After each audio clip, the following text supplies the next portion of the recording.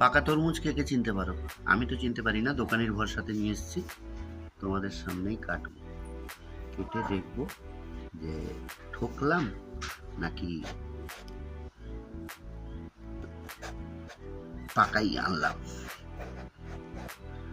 ঠিক আছে, তোমাদের সামনেই কিন্তু কাটছি, এবারে দেখা যাক। আমি নিজে চিনতে পারি না, তাই দোকানের ভরসাতেই এনেছি। দেখা যাক কি পেলাম, পাকা তরমুজ পেলাম নাকি। ওরে বাবা, দেখো দেখো দেখো, একেবারে পাকা। রোদ পড়েছে তাই সাদা সাদা লাগছে। এবার দেখো, একেবারে পাকা।